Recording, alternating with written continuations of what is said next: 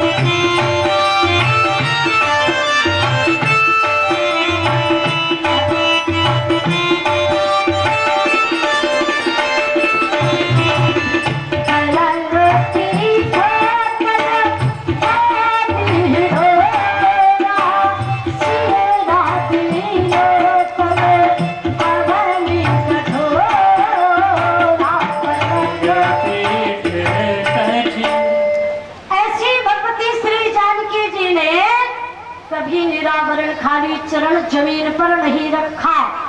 उनको जमीन पर उतारने से पहले मार्ग को सुकोमल बना लो महारानी कौशल्या। कौशल्या जी ने कहारों से कहा रोको डोली को। रुक गई डोली अयोध्या के महल के दरवाजे पर। जानकी जी को उतरने नहीं दिया।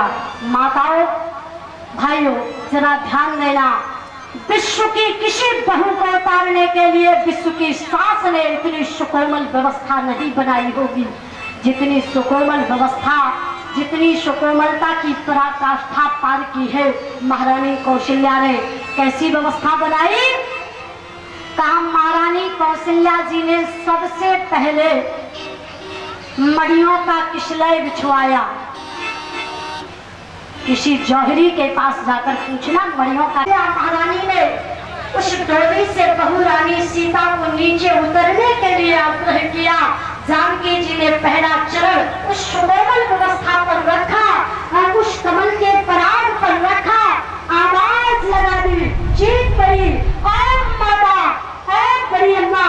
कौशल्या महारानी कांप उठी, आवाज लगाई, बहू अम्मा ये कमल का पराग मुझे चुभ रहा है। अब सोचो जिनके चरणों में कमल का पराग चुभ रहा हो, ऐसे कमल के पराग को चुभने वाली भगवती जानकी जी के चरण इतने कोमल, तो फिर कर कमल कितने कोमल नहीं होंगे।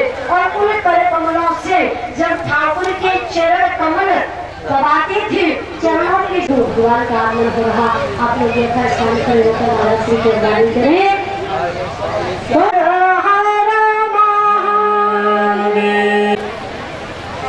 यथा बैठने की कृपा करेंगे। आप चलो अपने आप को एकाग्र करें और ध्यान दें। ऐसे सुकोमल चरणों को देखकर आए अपनी बात पर ध्यान दें। मिथिलानियों ने भगवान के ऊपर पुष्प बरसाने का फैसला बदल दिया।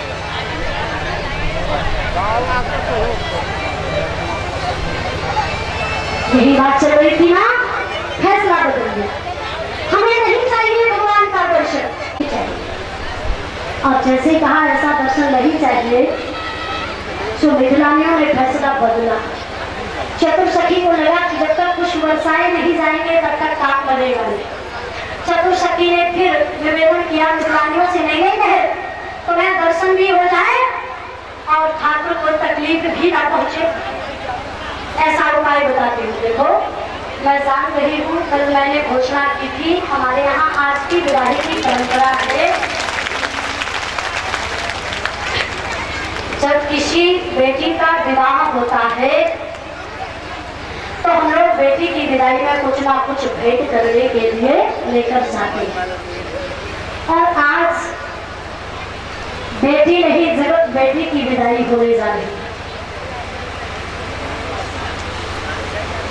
भगवती श्री जानकी जी का विवाह उत्सव मनाया जाएगा, तो आप सब लोग उनकी विदाई में कुछ ना कुछ लेकर आए हैं।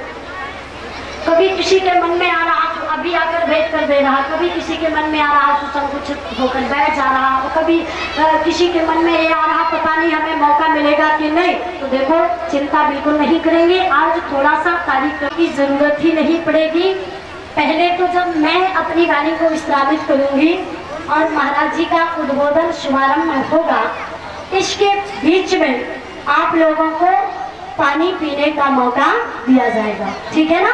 क्योंकि लंबा टाइम हो जाता है, इतने लंबे टाइम तक बैठना होता है तो आप लोगों को प्यास भी लगती है और थकान भी होती है, तो थोड़ा इधर उधर भी हो सकेंगे। 10-15 मिनट का जो गैप रहेगा, और कुछ गैप में फीकापन इसलिए नहीं लगेगा क्योंकि जो पादुका पूजन नित्य पहले ही कर दिया जाता था वो हो सके। उद्बोधन के बाद आप लोगों के पास मंच से हमारे वॉलंटियर अर्पित करना चाहते हैं, द्रव्य दक्षिणा देना चाहते हैं, वो आप लोग उसी झोली में डाल देंगे। और इसके बाद फिर श्री सीताराम जी का विवाह यहाँ मंच से संपन्न किया जाएगा। ऐसी व्यवस्था मैंने व्यवस्थित की है और हमारे समिति के पदाधिकारियों के द्वारा भी इस हमारे व्यवस्था में महल लगाई गई भी नहीं होगी, ठीक है ना? सारे लोग अक्षर सा पालन करेंगे इस उद्घोषणा का। अच्छा, कितने लोग हैं जिन्होंने मेरी बात को ध्यान से सुना है और मेरी बात का पालन करेंगे? जरा हाथ उठाकर समर्थन करें। अच्छा, इसका मतलब है कि सारे लोगों ने सुना है हमारी बात को ध्यान से। हमें लग रहा था कि शायद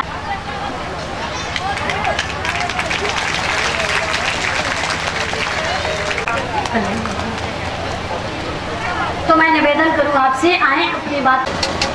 चतुर्सखी ने कहा नहीं, एक काम करो, भगवान को तकलीफ भी ना हो, हम आपको दर्शन हो जाए, ऐसा उपाय बताते हैं, क्या करें? कहा करना ये है कि जो तुम पुष्प तोड़ कर लाई हो अपनी अपनी टोकरी में रखा है ना, उन संपूर्ण पुष्पों को अलग अलग करो, पंखुड़ियों में बिखेर लो। और जब पंखुड़ियों में अलग अलग हो जाएंगे पुष्प, तो फिर किसी के ऊपर फेंके भी जाएंगे तो उसे वो चुभेंगे नहीं। तो संपूर्ण मिथिलानियों ने अलग अलग किया, पुष्पों को पंखुड़ियों में बिखेर दिया। और जैसे बिखेरा और उसी समय चतुर्सखी के इशारे को पाकर मिथिलानियों ने भगवान श्री राम जी पर मिथिला नगर की गलियों में चल रहे ठाकुर के ऊपर बरसाया पुष्पों को। तो ईमानदारी से बताओ, क्या मिथिला नगर में पुष्पों की बरसात हुई? नहीं, बल्कि हमारे गोस्वामी तुलसीदास जी महाराज ने वर्णन किया कि आज भगवान के ऊपर मिथिलानियों ने पुष्पों की बरसात नहीं की, बल्कि पुष्पों के माध्यम से परमानंद की बरसात की है। हे हर सही पर सही सुमन सुमुख सुरेचन वृंद, और जाए जहाँ जहे बंधु दो तहाँ तहाँ परमानंद का। अगर दर्शन ही करना चाहते हो तो कल सुबह 7:30 बजे ठिठुरती ठंडी में पुष्प वाटिका में पहुंच जाना। पुष्प गिराकर मैं संकेत देती हूँ, आपका दर्शन करा दूं। भगवान श्री राम जी ने पुष्प को उठाया, लक्ष्मण जी से बोले लक्ष्मण लौटे। लक्ष्मण जी ने कहा लक्ष्मण जी पीछे पीछे, और जैसे ही लक्ष्मण जी पीछे पीछे वापस लौट आए, गुरुदेव के चरणों में आए, प्रणाम किया, फिर आकर के मिथिला की ही चर्चा की। गुरुदेव भगवान को लग रहा कि राम जी का काम बना नहीं और राम जी मर्यादा पुरुषोत्तम है, शायद अब पुष्प वाटिका में जाने का आग्रह करे ही ना, कहे ही नहीं, कोई बात ही ना कहे वहां की, तो मुझे कुछ करना चाहिए। रात्रि में विश्राम का आदेश दिया। राम जी लक्ष्मण जी गुरुदेव की चरण सेवा किए और फिर गुरु जी ने जब बार बार कहा तो विश्राम तो कर गए। राम लक्ष्मण विश्राम की अब उपाय कैसे बता सकेंगे हम, हमें कोई उपाय बताना पड़ेगा ताकि राम जी को वाटिका में जाने का मौका मिल जाए। तब तक राम जी भी स्नान करके, लक्ष्मण जी भी स्नान करके गुरुदेव के पास गए, चरणों में प्रणाम किया। गुरुदेव भगवान ने राम जी का ध्यान आकृष्ट करते हुए कहा, क्यों राम, जानते हो तुम मैं स्नान के बाद कुछ करता हूँ? जी गुरुजी आप करते हैं। क्या करता हूँ? पूजा करते हैं। तो फिर तुम्हें ये भी पता होगा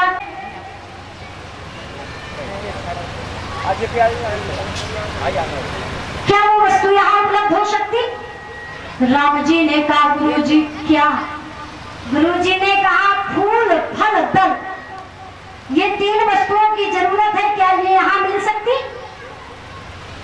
गुरुजी ने पूछा तो राम जी तो इसी तलाश में थे कि मौका मिले वाटिका में जा करे। मैं अभी गया अभी लाया 3 वस्तुओं को। गुरुजी वास्तव नहीं कर पाएगा। राम जी को लगा बड़ी मुश्किल में मौका मिलता और ये लक्ष्मण आगे आ जाता। राम जी ने कहा, अरे लक्ष्मण, गुरुजी बड़े शिष्य को आज्ञा करे तो बड़ा जाएगा और छोटे को करे तो छोटा जाएगा। गुरुजी ने तो मुझे आज्ञा की है ना, इसलिए मैं जाऊंगा। तो जरा बाबा की कलम का कमाल देखें। बाबा विश्वामित्र जी महाराज ने भेजा किसको? कहा राम और लक्ष्मण को वाटिका में फूल लेने के लिए। कहा समय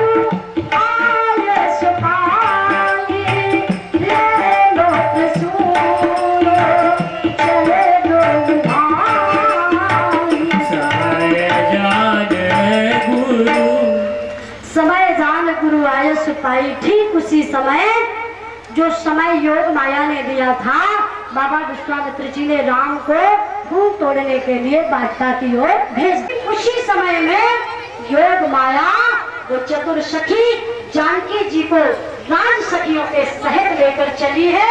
कैसे चली बाबा ने वर्णन किया। जरा बाबा की कलम का कमाल देखें, क्या लिखा?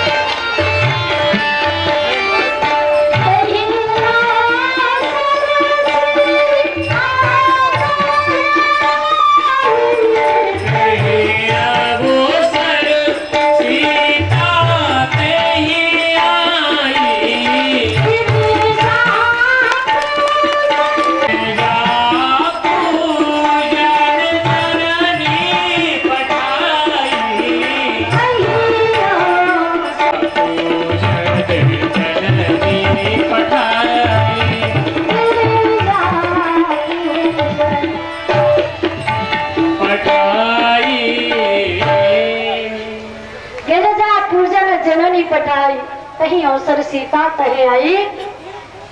ठीक उसी समय भगवती जानकी जी चतुर सखी योग माया के साथ कहाँ पहुंची?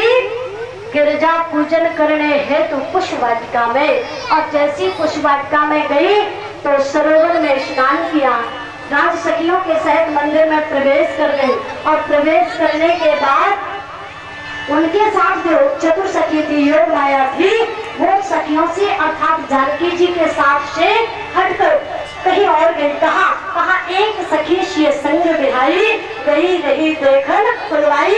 और जैसी वो देखने गई, यहाँ जानकी जी पूजन में संलग्न है, वहाँ वो चतुर सखी योग माया कुछ देखने गई। तो आप विचार करो, क्या जानकी जी पहली बार आई थी उस वाटिका में? नहीं, गिरजा पूजन करने अक्सर आती थी, तो वाटिका को भी देखा होगा। और जब जानकी जी आती थी तो सखियां भी आती होंगी, तो फिर चतुर सखी ने भी इससे पहले वाटिका को देखा होगा। तो आज वाटिका देखने अलग से क्या गई?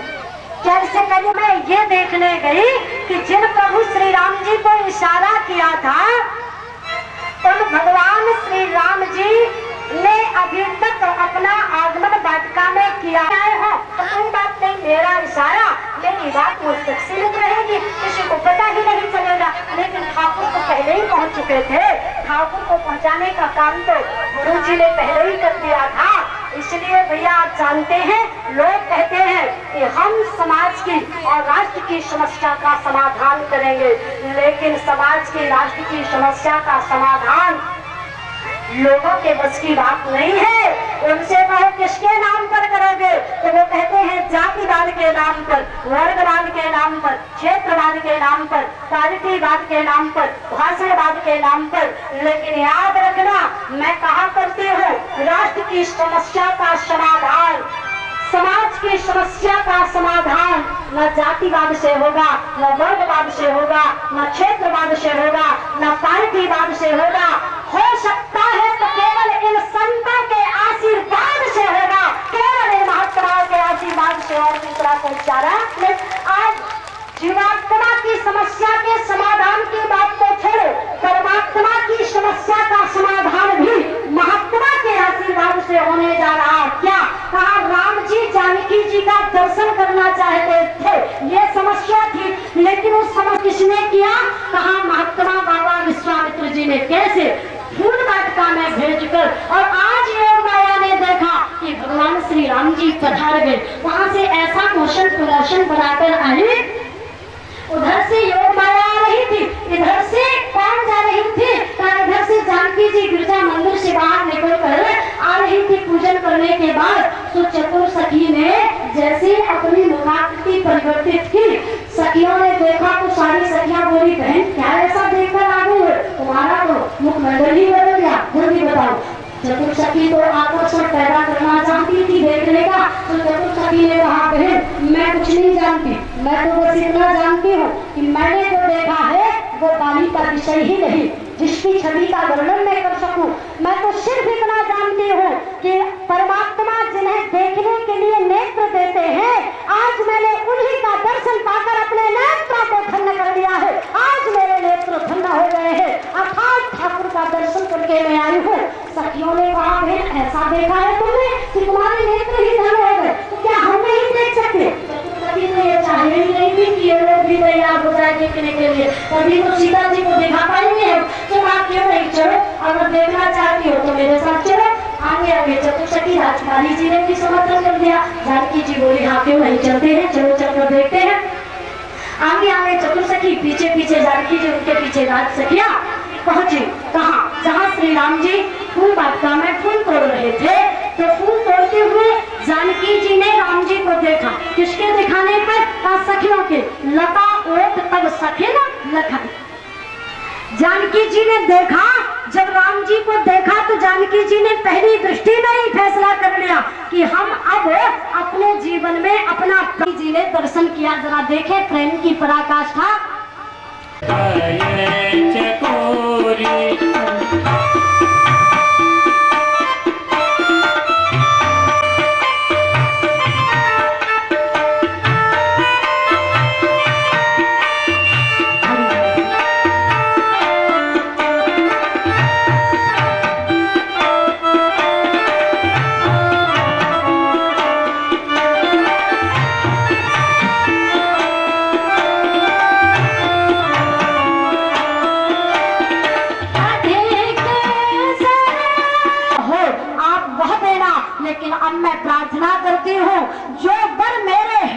हृदयस्थ है, बस वही वर देना।